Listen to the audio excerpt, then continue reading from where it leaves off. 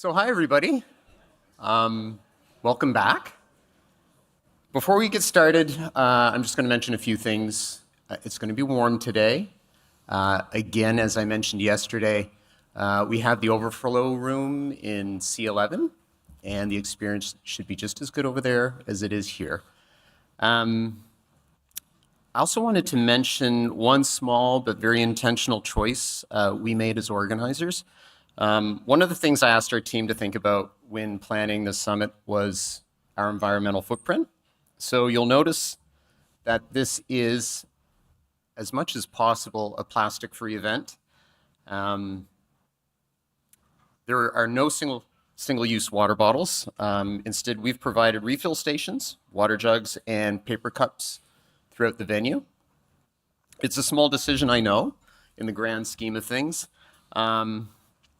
And I know that this may be somewhat inconvenient, but if we're going to spend the next couple of days talking about innovation, AI, and shaping the future, I think it's important that we also think about the impact of our own actions. So, responsible innovation doesn't begin with algorithms. It actually begins with choices. So, enough about me being preachy, and we'll get into it. So I hope you enjoyed the reception last night, and forgive me, because after the reception, I went home and I started preparing about what I was going to say now. So I was up until 3:30 this morning. So I will be reading more than I'll be speaking, so I hope you can forgive me for that. I hope you had the opportunity yesterday to really speak with, there's so many very interesting people here. And just to go back to what I was saying about using the networking time to really connect, please take advantage of that. We're going to spend the next 2 days, and today's a long one, but it's going to be very interesting, talking about AI from a lot of different perspectives. But before we begin, I'd like to start somewhere slightly unexpected. So a big show of hands. Are there any Pulp fans in the room? Just me. And you. All right. So a little over a year ago, Pulp is a band. And a little over a year ago, after a 24-year hiatus, they released a new album. And the lead single was a song called Spike Island. And I love the song. But what really caught my attention was the video. It stayed with me. In fact, I've probably watched it more than 50 times since I've first seen it. And from the very first time I saw it, I knew I wanted to show it at this summit. Not because I connected with it, not because I fully understand it, but because I wasn't entirely sure what to make of it. And perhaps that's the point. The technology has improved dramatically since last year, when it was released last summer.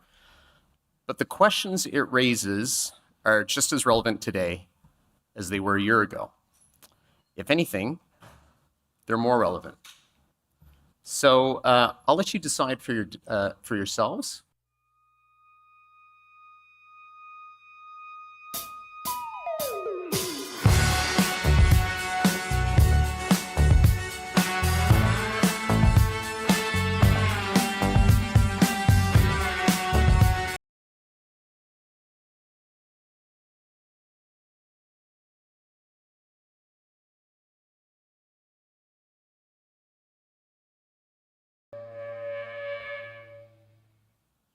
Fascinating, isn't it?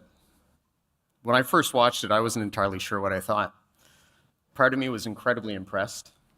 Part of me was unsettled. And part of me thought it was brilliant. And as someone who has always loved music, literature, film, and the arts, part of me was genuinely devastated by it.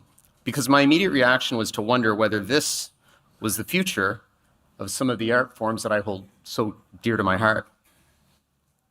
Whether human creativity was about to be replaced by something else entirely. But the more I thought about it, the more I realized this video really wasn't about artificial intelligence.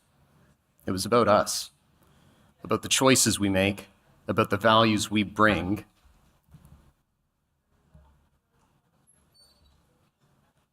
about the technologies, about the choices we make, about the values we bring to these technologies.